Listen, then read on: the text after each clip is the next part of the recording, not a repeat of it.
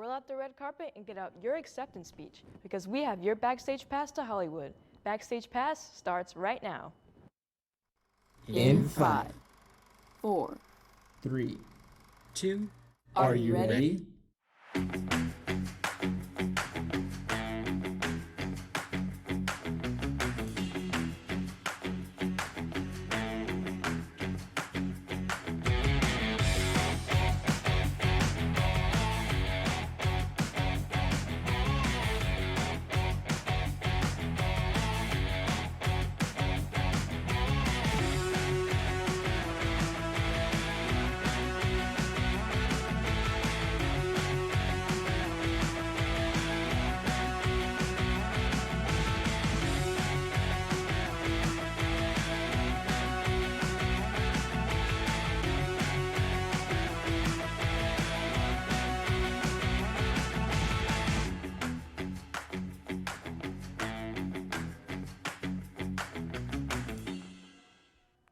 Hey Explorers, welcome back to Backstage Pass, where we give you the scoop on all things entertainment.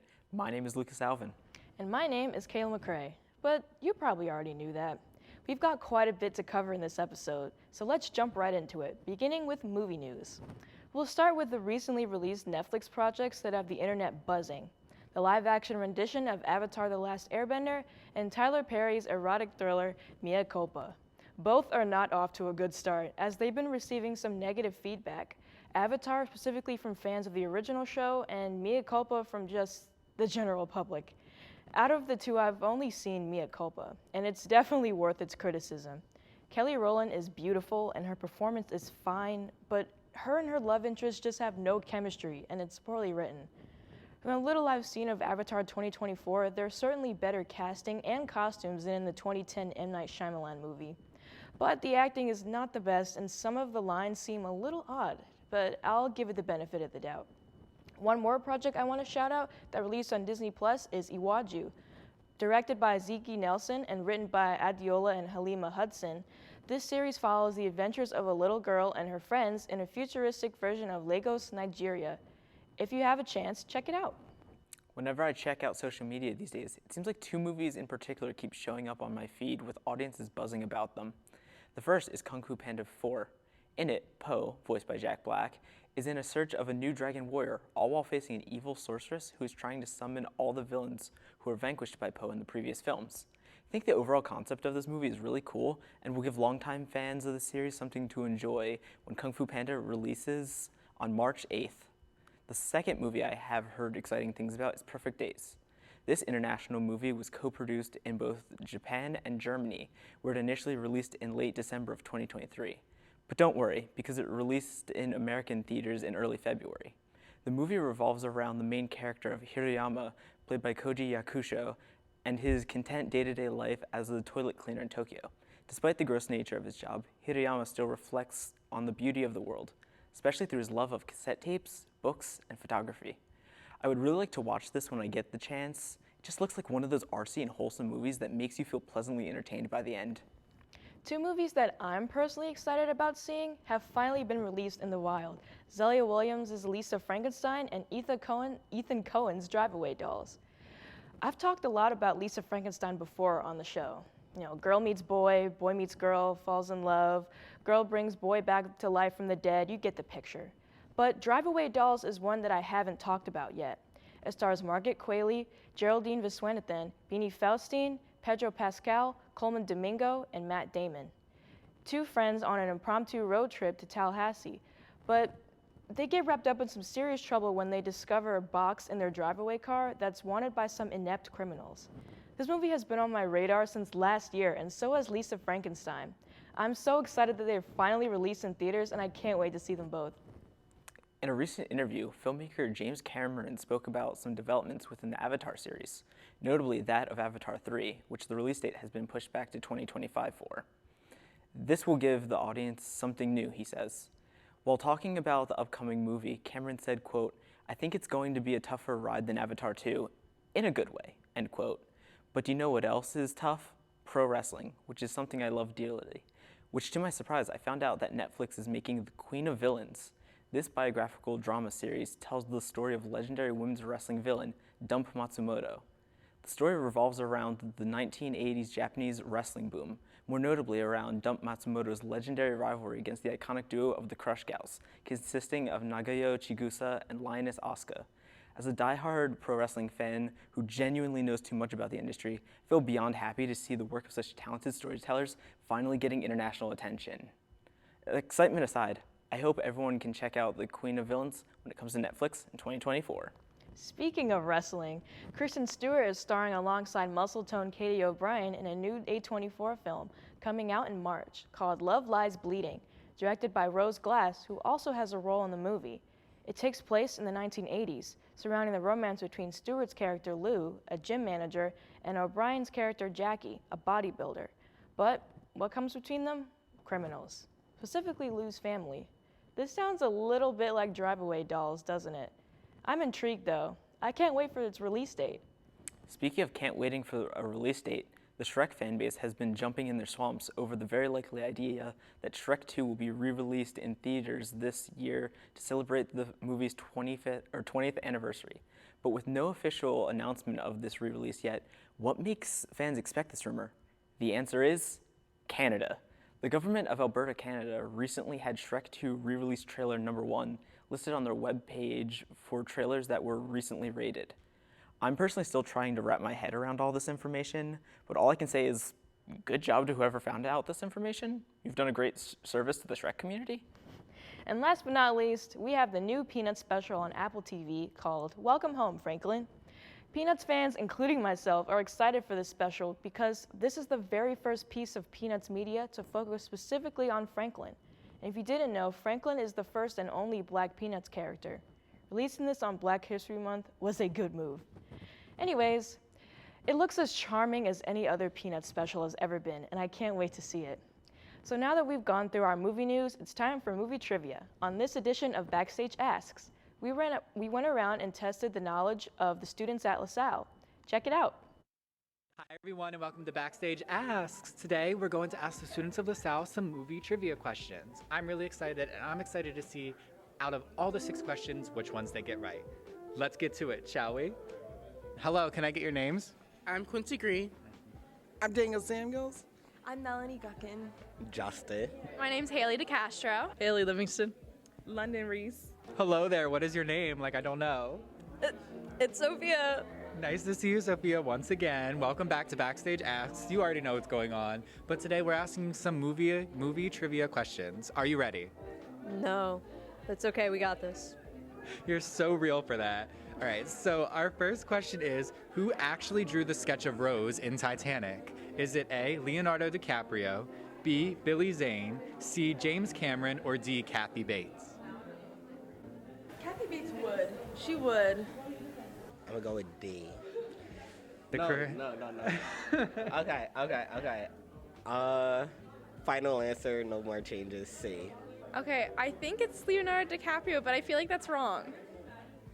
I'm gonna go with it though. Leonardo DiCaprio? C? That's actually correct. Oh, yeah, you actually got that right. I don't even. So good job. I guessed.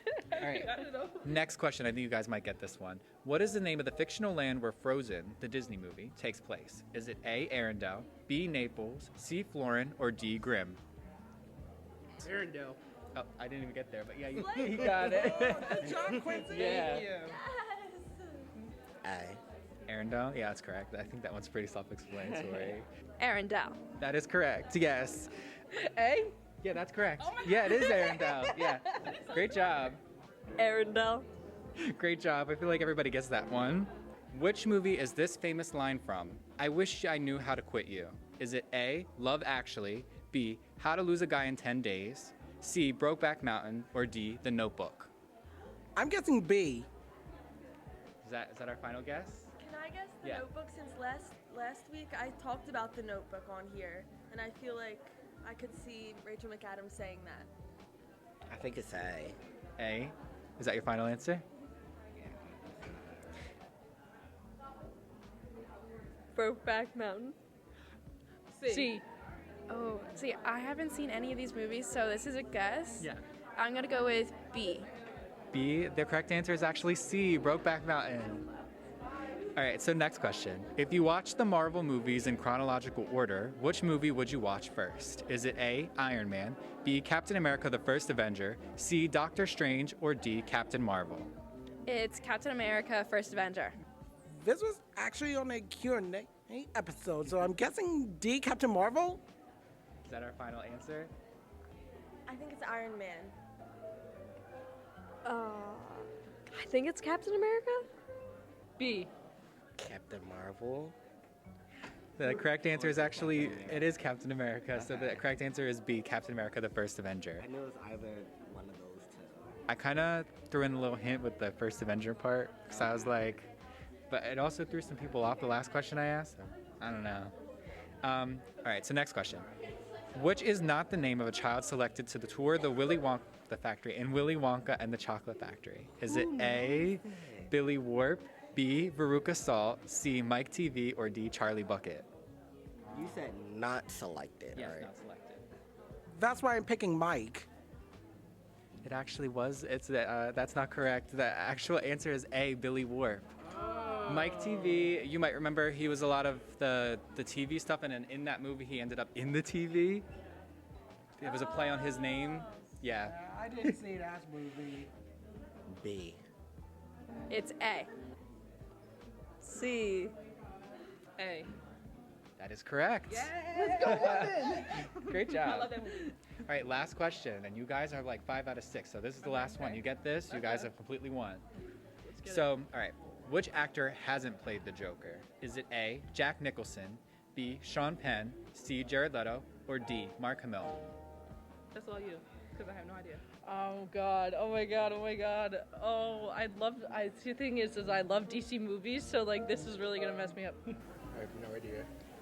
Jared Leto. I'm gonna go with D. I'm taking a guess. I'm gonna go A. C. Jared Leto. That is incorrect, I'm sorry. Wait, did you say Mark Hamill? Mark Hamill. The correct answer is B, Sean Penn. That was so much fun. The students of LaSalle did a great job answering those questions. And Lucas, you're here now. What did you think? Just got back from a meeting. Why are you talking to me?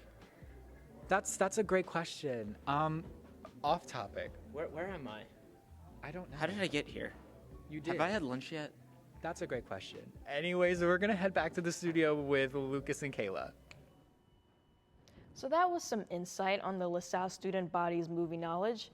Now let's transition into music news. The Japanese band Durn Grey have announced the release of their new single titled The Devil in Me. The band is known for their ever-evolving style of music, and it looks like they're going through another huge sound change based around their recent post made on social media. In a post made on X, formerly known as Twitter, vocalist Kyo said, quote, what kind of song is Durn Grey's new song, The Devil in Me, end quote. While all this anticipation is exciting for us fans, I'm just as equally excited as it was also announced that the single will feature a remix of the songs Cage and Yokon, in which the originals are actually two favorites of mine. What will this new song sound like? Will these remakes be Lucas approved? We'll have to find out when The Devil in Me releases on April 24th. Anyways, back to normal music news. Olivia Rodrigo's Guts World Tour is now in full swing. Her first show was on February 23rd in Palm Springs, California. From the pics being posted online from fan pages like Dilly Rodrigo on Instagram, the concert looks pretty amazing. The pre-sale lottery for the World Tour began and ended in September of 2023, with many fans disappointed by not being able to snag tickets, including me. However, we were given a second chance with the announcement of Olivia's Silver Star tickets. Fans could sign up between February 12th and 13th to get a chance to receive an email to purchase one of these limited tickets for only $20 plus fees. At least that was the price here in Philly. When the day of the Silver Star sale finally came, fans were left with quite the confusion. Many were wondering if they simply just didn't get picked to purchase a Silver Star ticket, if some emails didn't get sent out by Ticketmaster yet, or if it was just all a sham. As for me personally, I just assumed I didn't get picked. Oh well, it was worth a shot. Let's move on to someone I actually did get a chance to see in concert, Chappell Roan. The Midwest Princess makes headlines once again as she had her first live television performance on her hit song, Red Wine Supernova, on The Late Show with Stephen Colbert. How exciting. Her outfit was complete with Victorian drag makeup and frills and ribbons in her hair. The set created by Maris Jones donned a pink, campy, heart-shaped design, perfect for Valentine's Day. And the vocals? Off the charts, as always. Technically, I haven't been a Chapel fan for too long, but I've been one long enough to be extremely proud of how far she's come. And she'll go even further as one of the opening acts in Olivia Rodrigo's Guts tour. Keep up the good work, Chapel. All this talk of music is fun and all, but do you know what's better? Upcoming music. Fortunately, our fellow Backstage Pass host and producer Patrick O'Hara has us covered. So with that, take it away, Patrick. Hello everyone, my name is Patrick O'Hara, your third host for this season of Backstage Pass. Lately, there have been so many artists announcing new music this past month that I've barely been able to keep track. I'm sure you feel the same way, so I thought it'd be best to briefly cover a few that caught my attention and keep you all up to date. Let's get into it, shall we? First off, if you've been on TikTok at all this past week, then I'm sure you noticed that there was a Fifth Harmony Renaissance happening. That's right, despite the group being on hiatus, their music still continues to live on. And while that happened, one of the members decided to announce her brand new album. That's right, after 5 years wait, Normani has revealed that her debut studio album, Dopamine, will officially be released sometime this year. Normani also took to social media to reveal the cover for the artwork for the album, stating that the project feels like more than just putting music out to her. Billie Eilish has also revealed that her upcoming album has been mastered. After dropping her second studio album in 2021, Eilish revealed that she had started working on her third studio album a little bit after. Considering the project is now mastered, it's only a matter of time before she announces its title and cover artwork. So let's stay tuned for that. Dua Lipa is also expected to release her third studio album this year as well. After releasing Houdini and Training Season as singles from the project, fans are very excited to hear what more Lipa has in store. I, for one, am very curious to know if it'll be as good as her last album. Future nostalgia. Deeper Well, the sixth studio album by Casey Musgraves, is set to be released on March 15th, with the lead single, also titled Deeper Well, having already been released. It's safe to say that Musgraves is returning to her roots as a country music icon. After her shift into the pop genre with her previous album titled Star-Crossed, I think this one will be even better. Beyoncé is also set to release Act 2 of her Renaissance album on March 29th of this year, with the first two singles being of the country music sound, both Texas Hold'em and 16 Carriages. It seems to be that this album will be entirely country-based. I'm very excited to see how the Queen Bee handles this record, although she never disappoints, so. Ariana Grande is also set to release her seventh studio album, Eternal Sunshine, on March 10th. Grande has also started to reveal the track list for this project, revealing that there will be 13 tracks in total. Grande has also revealed that one of her previously unreleased yet leaked tracks, titled True Story, has made the final cut. All in all, I'm very excited to hear this album in its entirety. Taylor Swift has also announced a new version of her upcoming 10th studio album titled The Tortured Poets Department, containing a bonus track titled The Bolter and The Alcatraz. Swift also revealed that this alternate version of the album will contain a different cover artwork. Very excited to have my heart broken while listening to this album on April 19th. While I'm sure there's so many more music announcements yet to come, these are just a few I thought were worth mentioning. Say, which are you most excited for? I think there's too many to choose from to say this early, so I'll let you know my thoughts after all the projects officially release. Until then, my name is Patrick O'Hara. Now let's head back to the studio with Lucas and Kayla. Thanks, Patrick. I'll have to check out some of these songs when they release. Switching subjects, the video game world has had some exciting news to talk about lately with the April 21st Nintendo Direct Partner Showcase, so we're going to highlight some games from it that interested us. Starting off, we have Atlas and Vanillaware's Unicorn Overlord. No, seriously, that's the title of the game. In this real-time turn-based RPG, you play as the young prince Elaine as he gathers an army to reclaim his throne and liberate 5 kingdoms from the Empire. This game has been on my radar ever since I saw the initial trailers for it a while back. The way the 2D graphics mix with the gameplay just looks so great. You can catch Unicorn Overlord when it comes out March 8th. Atlas returned again on this Nintendo Direct with the big announcement of Shin Megami Tensei 5 Vengeance. Before I even talk about the game, can we just take a moment to appreciate how amazing and genius this logo is? The way they incorporated the Roman numeral for 5 with Vengeance is just beautiful. Anyway, in this new version of the game, players can choose the Canon of Creation route to play the original SMT5 story, or choose the Canon of Vengeance route that features all new stories, locations, and demons to battle against. As someone who never got to play the original SMT5, I'm definitely excited to play this game. You too can jump in this post-apocalyptic world when Shin Megami Tensei 5 Vengeance releases on June 21st. It was a pleasant surprise for me to see that a game from my childhood was getting a new coat of paint, as Disney's Epic Mickey Rebrushed was announced. This remake of the 2010 platformer, Epic Mickey, contains not only new improved graphics, but also new skills like dash, ground pound, and sprinting. I just hope it has the new feature of me being good as the game as an adult, because that was not the case when I was younger. Sorry, Mom, you'll finally get to see the ending of the game 14 years later. Or not. Anyway, Disney's Epic Mickey Rebrushed is set to release in 2024. Okay, so Kayla, you were talking about the whole Olivia Rodrigo concert, and we covered a lot on this topic, but I really want to know, what was your experience with all that? You really went from talking about video games to like wanting to hear about the Silver Star tickets? You know, I know enough about video games, but you know. All right, let me get on my soapbox, I guess. Throw it all out there. So I registered for the Olivia Rodrigo Silver Star ticket sale in hopes that I would get a concert ticket because I had signed up for the pre-sale back in September, but it didn't work out because I never got an email back. So I was like, okay, maybe this is a second chance at life is what I called it. You got that second shot. Yeah, second shot. And it was only $20, like I said before. Like, it's so much better than like your average concert nowadays. The concerts go for so much. Literally. They're so expensive. Literally. So I did that, and I was like, okay, I'll get my results on Friday, I guess. And so Friday comes 10 a.m., and I'm like, nothing came in. I'm like, I can imagine by this point the tension's building up. Yeah, I'm like, is this a glitch? Like, and I started looking on Reddit. I never go on Reddit. You know it's desperate if Yeah, you're diving deep into Reddit. Yeah, I was like, are people going through the same thing? And people were like basically yes, they were going through the same thing. And I was like, well, I guess I just didn't get picked. I didn't get like bent out of shape about it, but like, you know, the internet was definitely getting out of shape about it. So did anyone else get their tickets, or? I'm pretty sure I saw one message about it, but like all of them, most of them that I saw, like nobody got it. Some people were like, was it all a hoax? Like, how many tickets did they give out?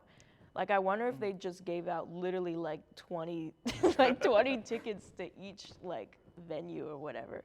So that was pretty crazy. Yeah, it was really weird. Yeah, extremely.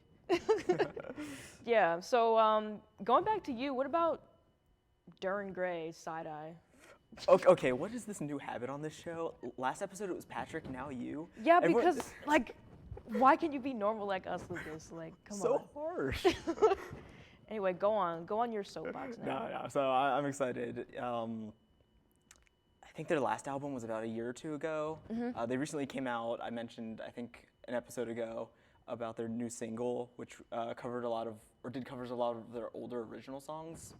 But when I saw that this new single was announced, I was like, ooh, this is probably going to their next album, and they always do these crazy changes.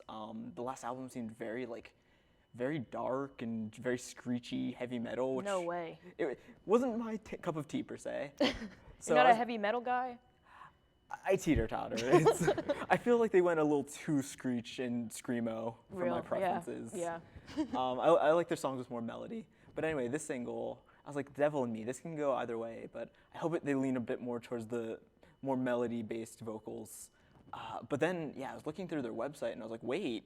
Like, hold on. Like, we're getting 2 more songs on here, and we're getting a remake of Cage and Yokon. I'm like, those are the songs that essentially got me into the band, like, what, maybe at this point 5-6 years ago? No way. And they're some of their best work, so I'm like 5-6 years ago, we were how old? In what grade? Like middle school? About 8th grade. That's going to wild. Darn, you're trying to make me feel old? No, I don't act like we're not the same age. Okay. Anyway, changing topics. So what about Driveway Dolls? If you can talk about that briefly. Yeah, I'm really excited about that movie. It seems like a really fun, like campy, like road trip movie, and the actresses seem really cool. And I've been waiting for it since September of last year. It was supposed to come out last year, but now they pushed it back to this year. But I'm just excited that it came out, so I can finally watch it in theaters and stuff. You finally get that opportunity. I know, right? Like, I've been waiting for so long. Ugh. All right, guys. Well, it's the end of today's show. Gosh, I wonder how our viewers perceived our stories, thoughts, and opinions about all the content we covered today. Wish there was a place they could just connect with us. Luckily, you can, through social media. Get out your phone and follow us on these various platforms seen on your screen. Give us a follow, leave a comment, and let us know if you have any suggestions. Have a great semester from all of us on Backstage Pass. I'm Kayla McCrae. And I'm Lucas Alvin. We'll see you next time on Backstage Pass.